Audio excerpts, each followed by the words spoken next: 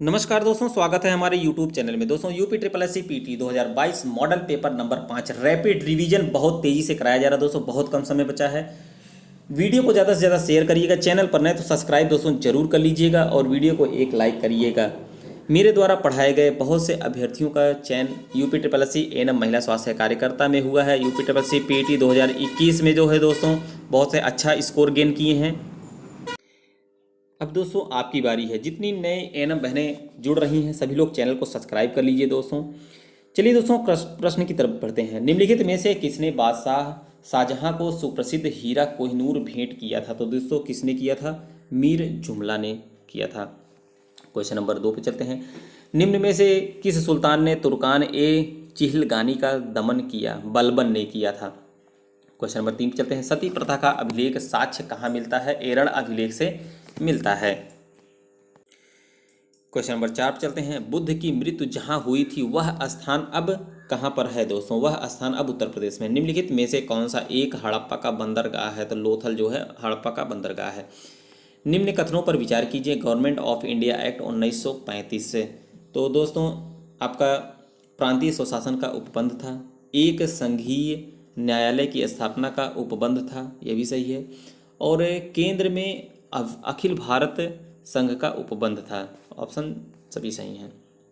मैं एक समाजवादी और गणतंत्रवादी हूं और मुझे राजाओं और राजकुमारों में विश्वास नहीं है, यह वक्तव्य संबंधित है तो जवाहरलाल नेहरू ने कहा था। माई एक्सपेरिमेंट्स विद ट्रूथ के लेखक कौन है? महात्मा गांधी जी हैं। बहुत बार क्वेश्चन पूछा गया। लॉर्ड कर्जन के समय उग्रवाद के पनपने का मुख्य कारण था बंगाल का विभाजन। क्वेश्चन नंबर 10 चलते हैं। नील क्रांति का नेतृत्व निम्नलिखित में से किसने किया था? तो दिगंबर विश्वास और एवं विष्णुचरण विश्वास ने किया था। दोस्तों ऑप्शन डी हो जाएगा। यूरोप का प्रमुख मत्स्य क्षेत्र डागर बैंक कहाँ अवस्थित है? तो उत्तरी सागर में है। निम्नलिखित देशों के समूहों में से कौन से एक समूह को बेनिलक्स देश कहा जाता है? तो बेल्जियम, बेनिलक्स बेल्जियम, नीदरलैंड और लग्जमबर्ग को। क्वेश्चन नंबर 13 पर चलते हैं। निम्नलिखित में से कौन सी चट्टान प्रणाली भारत में नवीनतम है? तो गोंडवाना जो है नवीनतम है दोस्तों। माउंट आबू निर्मित है नीस से निर्मित है दोस्तों माउंट आबू जो है। 2011 के जनगणना के अंतिम आंकड़ों के आधार पर उत्तर प्रदेश के निम्नलिखित में से किस जिले में साक्षरता दर उच्चतम है? तो गौतम बुद्ध नगर जो है उच्चतम है दोस्तों साक्षरता दर जो है। भुगतान असंतुलन को दूर करने के लिए किया जाना चाहिए तो राष्ट्रीय आय में वृद्धि। क्वेश्चन नंबर 17 चलते हैं। भारत में गरीबी रेखा को मापने के लिए सामयिक नमूना सर्वेक्षण कौन करता है? तो NSSO करता है। ऑप्शन सी हो जाएगा। क्वेश्चन नंबर 18 चलते हैं। कृषि लागत और मूल्य आयोग CACP के निम्नलिखित में से कौन कौन से उद्देश्य हैं? जो उद्देश्य हैं दोस्तों कृषि मूल्यों का स्थिरीकरण, कृषकों के लिए सार्थक वास्तविक आय स्तरों पर सुनिश्चय और लोक वितरण पद्धति के माध्यम से उपभोक्ताओं को आवश्यक कृषि पण्य उचित दरों पर उपलब्ध करवाकर उनके हितों की रक्षा करना। यह सभी है लेकिन ये नहीं है दोस्तों। निम्न पर विचार कीजिए कह रहा है दोस्तों। तो इसमें सबसे पहले जो है भारतीय स्टेट बैंक आया था, फिर उसके बाद अग्रणी बैंक योजना आई थी, फिर उसके बाद क्षेत्रीय ग्रामीण बैंक आया था, फिर लास्ट में सबसे नाबार्ड आया है। इस तरह से आप याद करिएगा। भारतीय स्टेट बैंक, अग्रणी बैंक, फिर उसके बाद क्षेत्रीय ग्रामीण बैंक, फिर नाबार्ड, सबसे लास्ट में नाबार्ड आया है। 20 पर चलते हैं। सतत आर्थिक विकास से अभिप्राय है? तो वर्तमान पीढ़ी के विकास के साथ साथ भविष्य का आर्थिक विकास दोस्तों। निम्नलिखित कथनों पर विचार करिए। भारत के संविधान के भाग 4 में पंचायतों से संबंधित उपबंध है और उसे संविधान 73वां संविधान अधिनियम 1992 द्वारा अंततः स्थापित किया गया है। ऑप्शन एक ही सही होगा केवल।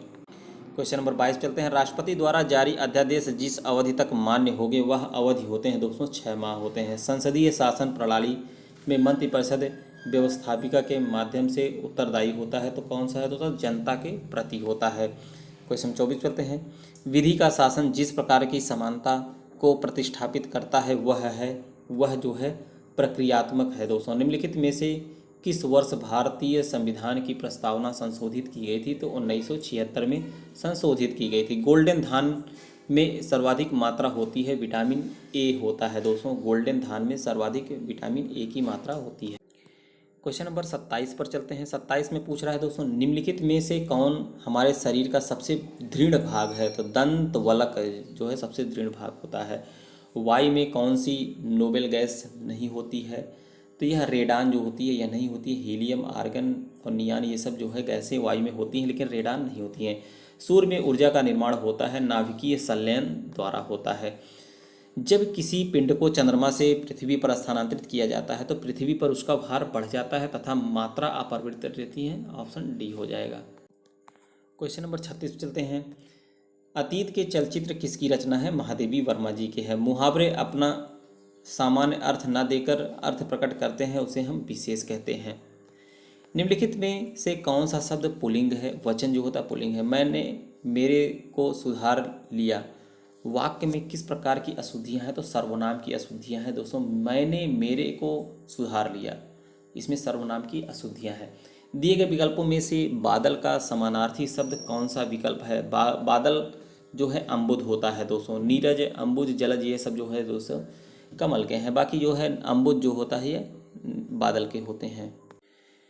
क्वेश्चन नंबर 51 चलते हैं। निम्नलिखित में से नेम सेक पुस्तक के रचयिता हैं झुम्पा लहरी। पूछा गया क्वेश्चन है, नेम सेक के पुस्तक के रचयिता हैं झुम्पा लहरी।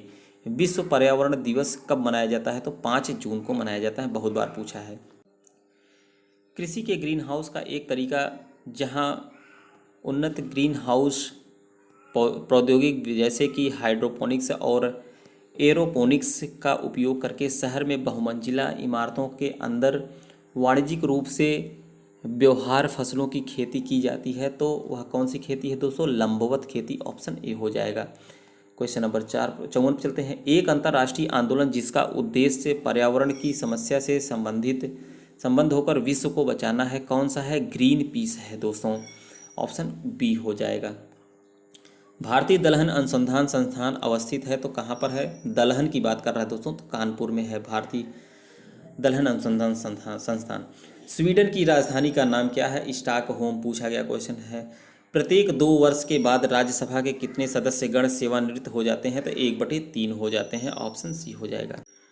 क्वेश्चन नंबर 58 पे चलते हैं। प्रागैतिहासिक काल की चित्रकारी वाली प्रसिद्ध पंचमुखी गुफाएं निम्नलिखित में से किस जिले में स्थित हैं? तो सोनभद्र में है। ऑप्शन सी हो जाएगा। अंतर्राष्ट्रीय क्रिकेट परिषद ICC के नए अध्यक्ष नियुक्त किए गए हैं, तो कौन है दोस्तों? सौरभ गांगुली जी हैं, अभी तक वही हैं।